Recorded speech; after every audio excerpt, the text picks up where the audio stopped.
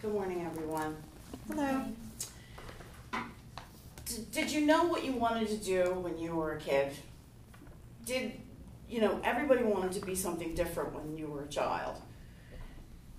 I didn't know exactly what I wanted to do, but I knew that I didn't want to be like my father, who was an alcoholic, and I knew I didn't want to be married.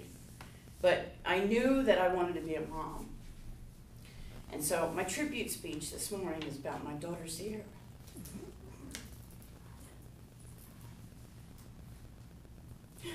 Deep breath. Sierra has had a significant impact on my life. She's taught me to believe in myself, to not accept unacceptable behavior, and by loving her, to eventually love myself. I remember wanting to be a mom since I was a little kid. I never knew that the one thing that I wanted so bad would be the main thing that would drive me for the majority of my life. My story is a little sad. My mom died when she was 45 and I was 23. I started using drugs and alcohol to cope with that loss. I eventually ended up getting pregnant, lost custody, and eventually got clean.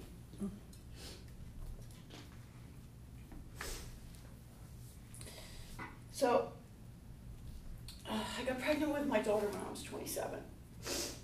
Her father introduced me to crack cocaine. He was very physically abusive to me. I left him when she was about 1 year old. When she was about 6, he came to come pick her up, and he never brought her back.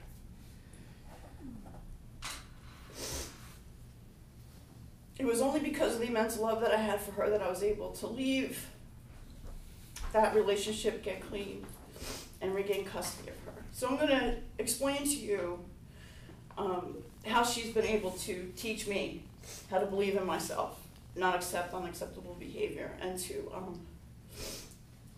love myself in the end. So my mother died of skin cancer, like I said, when I was 23. At that point, when she had passed away, I'd already had 2 sons. One was 6 years old and one was 1.5. It was too much for me, and so I left my family. My oldest went with his father, and my 1.5-year-old stayed with his father, and I got divorced. At 27, I met a new man who I thought I loved, and we got pregnant. I was still using at the time, and I knew I needed to stop. So I went to the Lower Bucks Clinic, and the doctor there had said that, let me give you an ultrasound, and let's see what's happening with the baby and see if the baby's okay. And she let me know that I was 16 weeks pregnant, and then she took a picture of the ultrasound, and she handed it to me and told me that it was a girl. She told me that if I stopped immediately, that everything would be okay. So, from that day on, I never used again during the pregnancy. I realized that I didn't love myself enough to stop using. And so, I loved her so much that I was able to do that, and that helped me to kind of really believe in myself that I could actually do something different. So now I want to explain to you why she helped me to learn how to not accept unacceptable behavior. I'm the oldest of 4 children of an alcoholic father. I was taught that I had to be afraid of him all the time, and I never knew what he was going to be like when he came home, ever. He beat on me and my brother, and we used to have to go to school with bruises all over our bodies. The father of my daughter ended up to be the exact same person. The police were called many times to my house. I was afraid to press charges because I feared that he would retaliate. He always threatened to. One night, I was in the apartment, and I had locked the door because it was after midnight. And while I was sleeping on this mattress on the floor, and my daughter was in the crib, he broke into the apartment, and he kicked over top of my head and put a hole in the wall to wake me up. So he continued to beat me in front of my daughter. My daughter stood up in the crib and started to cry. And I remember looking at her face and thinking, during this entire beating, if I don't leave this person, she is going to end up in the same cycle I'm in. And she will be beaten also. So I moved my brother Patrick into the apartment, and my daughter Sierra's father never came back because he was afraid of him. This is how my daughter helped me end the cycle of abuse, and to learn that I don't have to accept unacceptable behavior.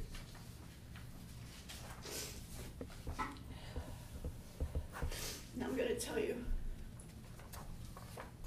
how by loving her, I learned to love myself. I was a single mom learning to live on my own. And with the help of my brother, we moved into Northeast Philadelphia. Sierra's father had no idea where we were. But I had relapsed. My car was repoed. We were evicted from the apartment. He eventually found out where we were. He occasionally started to visit.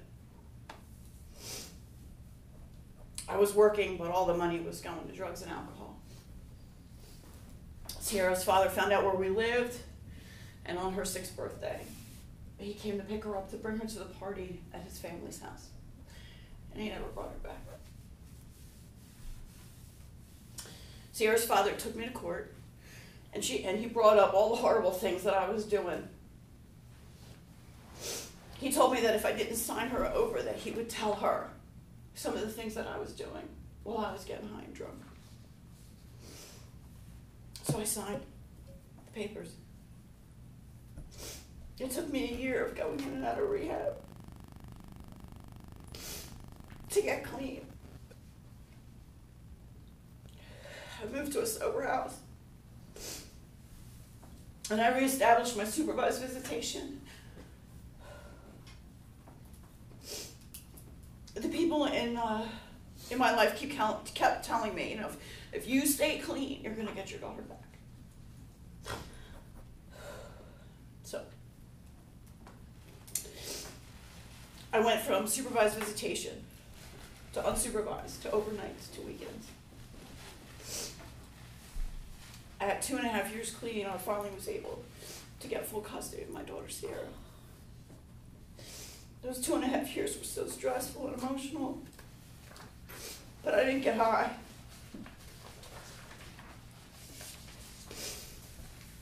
I realized how much work went into staying clean, getting my daughter back, and that by loving her, I learned to love myself. In conclusion, I would like to say to you that by being able to stop using while Sierra was growing inside me, she taught me to believe in myself. By leaving the abusive relationship to save her from the cycle of abuse, Sierra taught me that I didn't have to accept unacceptable behavior. And by getting clean and staying clean and working hard for something, Sierra taught me that by loving her, I could learn to love myself. And I want you to know that Sierra is now a beautiful 26-year-old who has followed her dreams and is a singer in a band. She also is in school right now for cosmetology. She still lives with me. And I have 19 years clean. I want to remind you that I have 3 children. 2 boys and a girl, and I love them individually. But there is a difference in my relationship with my daughter. And that is that She was and still is a gift from the universe to me. She was given to me to save me from my own self-destructive behavior. Because of the love that she has shown and taught me, I have become a better person today. And I'd like to end with a quote by Maya Angelou. She's one of my favorite poets. If I can do it.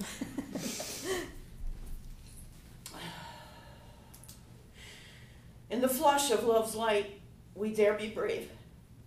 And suddenly we see that love costs all we are and will ever be. Yet it is only love which sets us free. Thank you.